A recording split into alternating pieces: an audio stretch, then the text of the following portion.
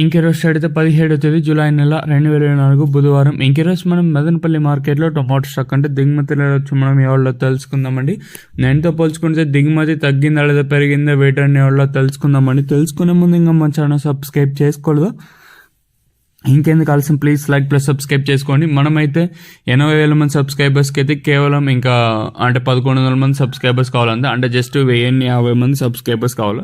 So కొత్తగా ఎవరైనా మన ఛానల్ చూస్తూ ఉంటే అలాగే సబ్స్క్రైబ్ చేయకుండా చూస్తూ ఉంటే వెంటనే సబ్స్క్రైబ్ చేసుకోండి. మెయిన్ ఇంకా నేను ఎక్స్పెక్ట్ చేసేది కేవలం ఒక లైక్ ఒక సబ్స్క్రైబ్ మాత్రమే నేను ఎక్స్పెక్ట్ చేశాను. ఇంకా విషయానికి వస్తే తెలిసిందే కదా, మదనపల్లి మార్కెట్లో సుమారుగా ఒక 29, 31, 32, 33 అయితే ఉన్నాయి.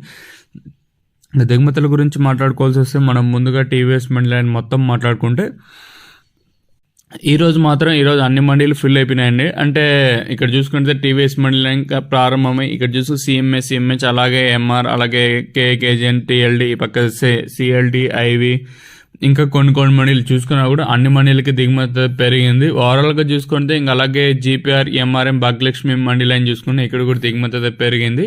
ఓవరాల్గా చూసుకుని నేనుతో పోల్చుకుని దిగుమతి అయితే ఒక 20% ఇంకా 20, 22, 23% మేర దిగుమతి అయితే పెరిగింది నేనుతో పోల్చుకున్నట్లయితే.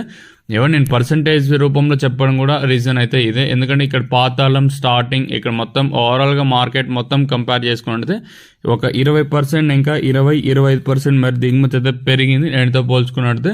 నిన్న అదే స్థాయిలో తగ్గింది, ఈరోజు అదే స్థాయిలో దిగుమతి అయితే పెరిగింది. మరి చూద్దాము ఈ ధరలు అనేది ఏ విధంగా వెళ్తే చూడాలి. సో ప్రస్తుతానికి కొన్ని ఇన్ఫర్మేషన్ ప్రకారం మన మదనపల్లి మార్కెట్లో దిగుమతి అయితే పెరిగింది. ఇదండి ప్రస్తుతానికి కొన్ని ఇన్ఫర్మేషన్ మన మదనపల్లి మార్కెట్ని ఇంకా